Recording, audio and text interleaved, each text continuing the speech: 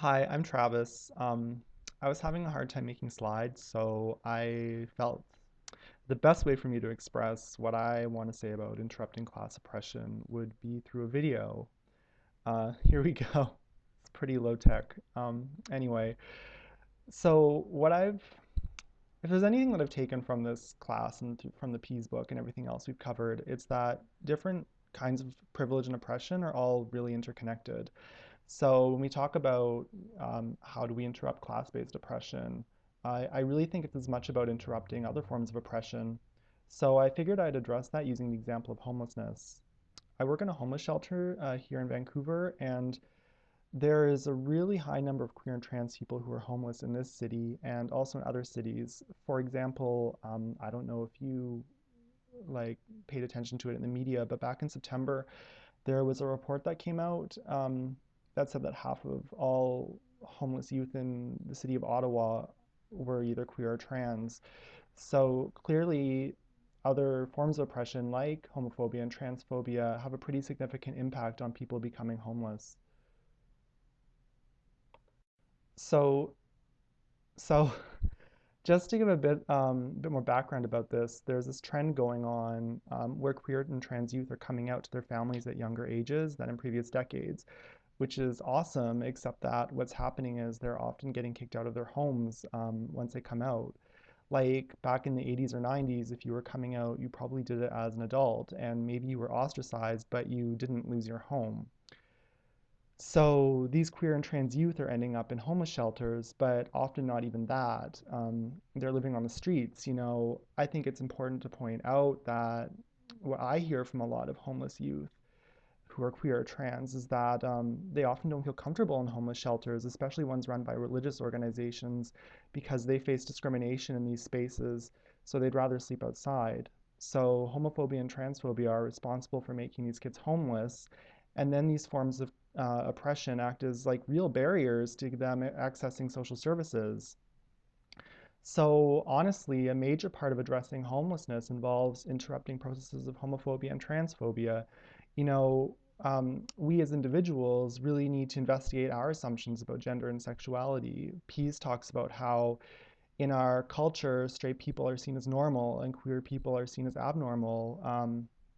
We need to interrogate that. We also view trans people as abnormal and see gender constructs of male and female as set in stone and sort of immutable. Um, I think we really need to get out of this binary thinking. It's a social construction and, quite frankly, doesn't reflect people's lived experiences or the reality of how the world works. But probably if you're making an effort to deconstruct these ideas in your head, you're not likely to kick your kids out of the home for being gay or trans, right? So I really think we also need to become allies to these kids in any way we can. If we know homophobic or transphobic parents, we need to talk to them and challenge them. We need to make it explicitly clear that their community won't tolerate them kicking out their children. If we know that a youth has been kicked out of their home, maybe we need to invite them into our own home or make ourselves accountable to making sure that these youths end up in a safe place where they have support. I also think our kids' teachers, they're especially in a position to help out with this. They need to build trusting relationships as allies with queer and trans youth, and schools need to have supports available and protocols in place for these youth if they do become homeless. And when queer and trans youth become homeless, they need social services that will accept them and that will actually defend their sexual and gender orientations. As people working in social services, we need to educate ourselves to not make assumptions about individuals' gender or sexual orientation. We need to address homophobic and transphobic behavior when we see it and hold other people accountable as well as ourselves. And we need to, honor people's preferred pronouns, things like that. And also, I just think about the situation here in Vancouver where so many of the homeless shelters are run by the Salvation Army or other religious organizations that have a real history of oppressing queer and trans people. And as a community, I think we need to challenge these organizations to embrace, support, and defend queer and trans people. And if they're unwilling to, we need to advocate to governments to fund alternatives, quite frankly. Otherwise, our social services will just reinforce heteronormative oppression and keep people on the streets. So, anyway, just to reiterate, what I'm trying to get at is that interrupting class-based oppression is totally intertwined with interrupting other forms of oppression.